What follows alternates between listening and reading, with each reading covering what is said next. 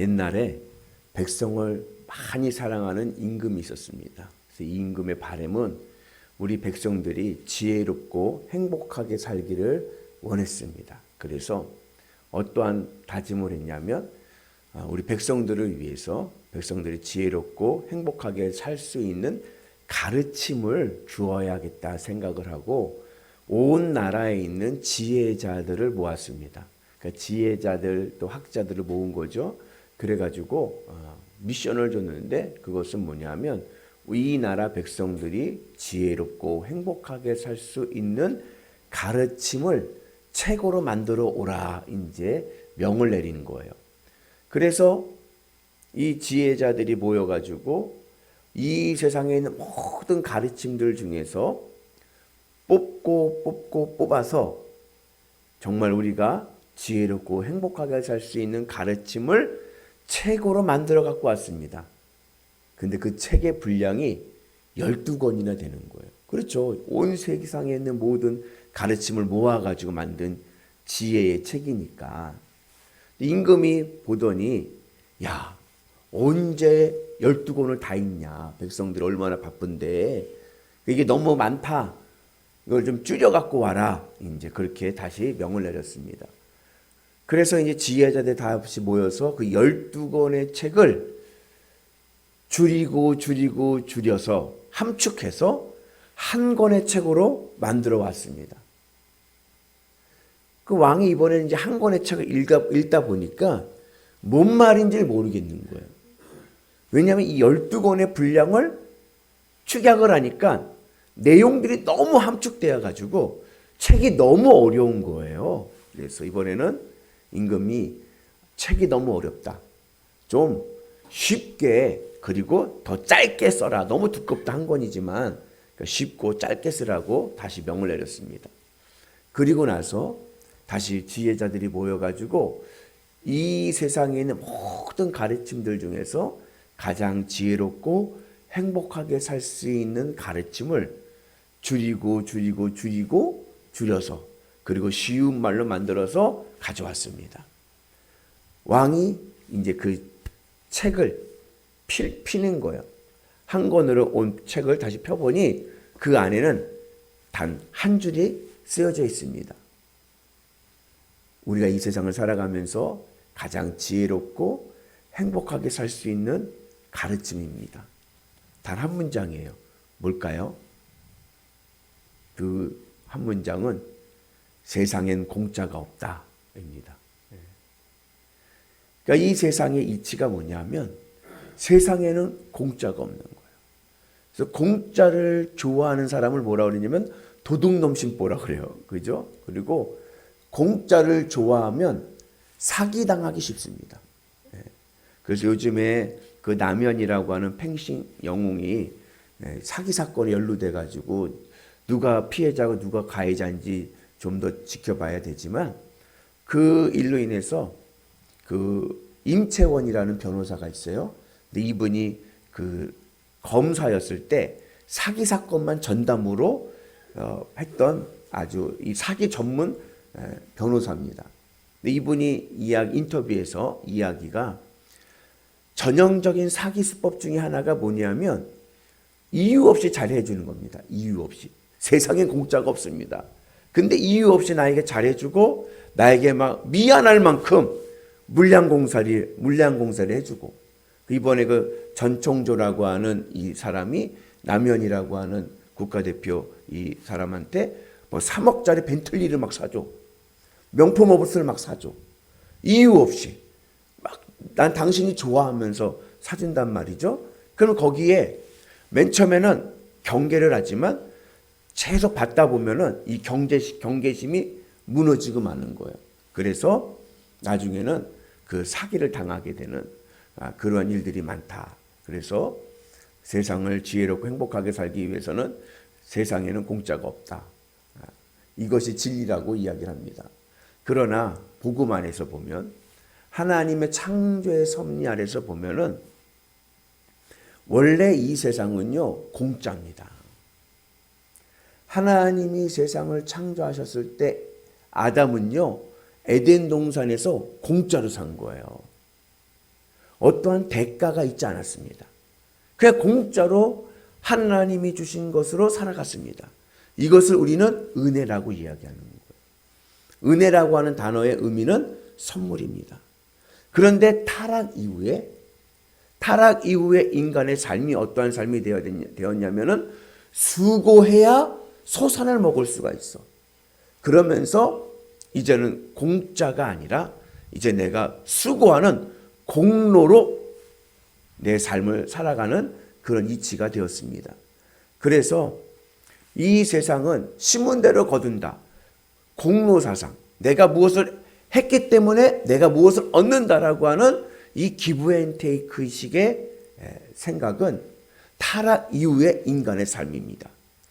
그런데 우리는 오늘 말씀의 제목이 각오잖아요. 우리 무슨 각오를 해야 되냐면은 이제는 대가로 사는 인생이 아니라 공짜로 살 각오를 해야 될 줄로 믿습니다. 그래서 하나님의 은혜 안에서 살아갈 수 있는 우리 모두가 되기를 주님의 이름으로 축복합니다. 오늘 말씀의 배경은 이런 거예요. 바울이 3차 전도 여행을 마치고 이제 예루살렘으로 오게 됩니다. 예루살렘에 오게 되었을 때 야고보와 장로들이 이제 바울을 이제 맞이하는 거죠. 이 바울이 그동안 3차 전도 여행했던 선교 보고를 이제 하는 거예요. 그 선교 보고를 듣고 야고보와 장로들이 기뻐합니다. 그러면서 이제 야고보 장로가 하는 말이 바울이 전도 사역을 참 잘하긴 잘했는데 지금 여기 예루살렘 문제가 하나 있다. 그게 뭐냐면 예루살렘 교회는 유대계 기독교인들이 대부분입니다. 그러니까 유대계 기독교인이라는 것은 무엇이냐면 예루살렘 교회는 기독교인들의 모임이지 않습니까? 그런데 그 안에 있는 멤버들이 유대인들이에요. 유대인들.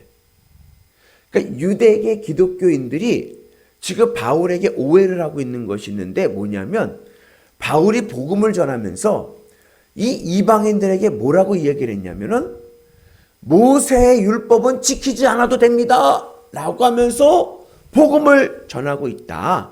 그 소식을 들었다는 거예요. 그래서 유대계 기독교인들이 바울 오기만 해봐라 가만두지 않을 거야 화가 나 있다는 거예요. 왜냐하면 유대인들은 복음을 전하긴 전하지만 모세의 율법을 지켜야 돼. 내가 기독교인이고 예수님을 믿지만 구약의 율법을 지켜야 된다라고 생각을 하고 있기 때문에 바울의 복음의 메시지에 대해서 불만이 많았던 거예요. 그래서 바울이 예루살렘만 오기만 해봐라 하면서 배르고 있다는 거예요. 그러면서 이제 야고보 장로가 바울에게 제안하기를 이제 며칠 뒤에 4명의 사람이 서원하는 의식을 할 것이다. 우리는 나시린 서원을 하는 거예요. 정결 예식을 할 텐데 그때에 바울 너도 같이 해라. 같이 정결 예식을 하라는 거예요. 나시린. 그러면은 유대계 기독교인들이 무슨 생각을 하냐면 바울도 모세의 율법을 지키는구나. 그렇게 받아들이게 되면 큰 문제가 없을 것 같다.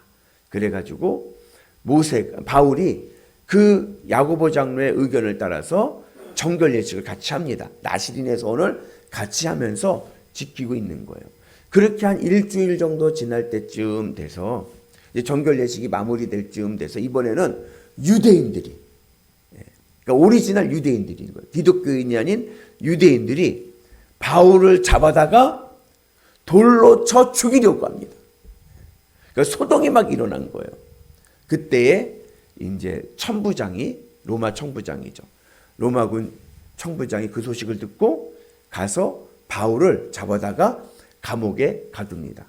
바울을 감옥에 가둔 이유는 먼저 진상조사를 먼저 해야죠. 그죠? 사람을 죽이기 전에 진상조사를 해갖고 무엇이 바울이 잘못했는지 알아야 그 다음에 법으로 하지 않습니까?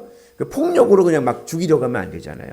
그래서 법을 지키기 위해서 바울을 이제 감옥에 가두고 진상을 조사하는 이야기가 오늘 말씀의 내용입니다.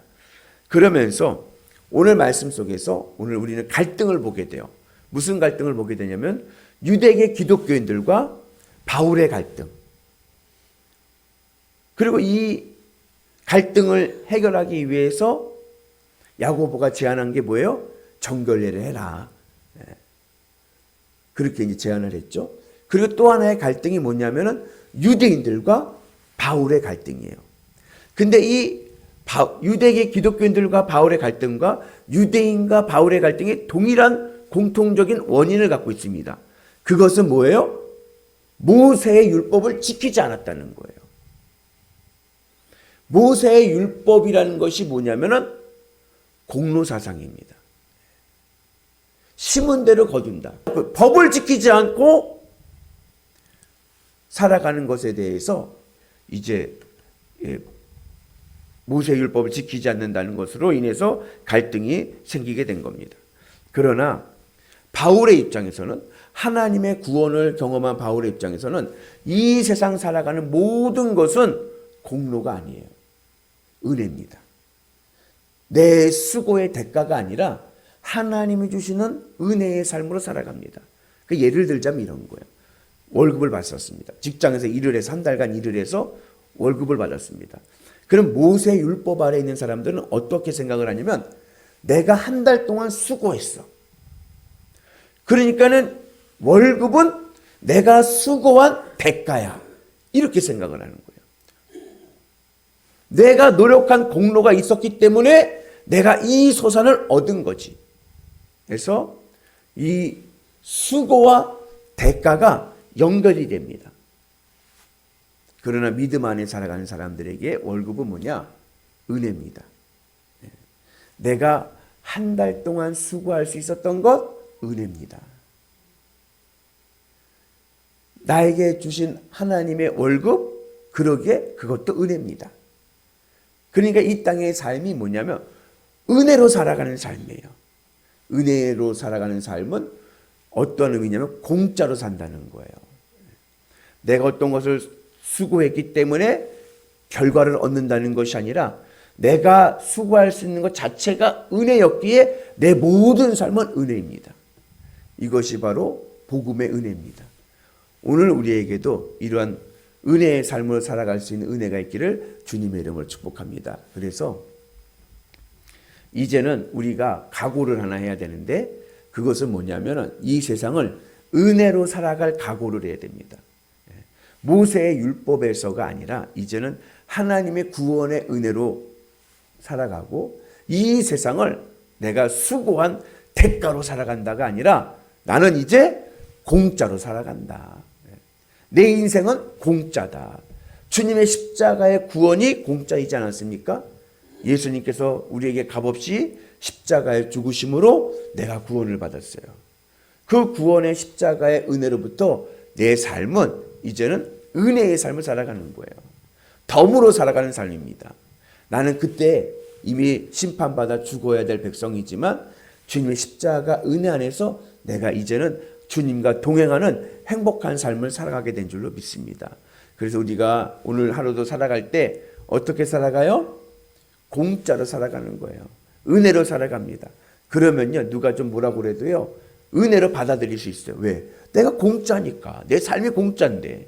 근데 내가 수고했다라고 생각하고 내가 얻은 대가라고 생각을 하면요, 누가 내 삶에 누가 건들면 어떻게 돼요? 물어버리죠.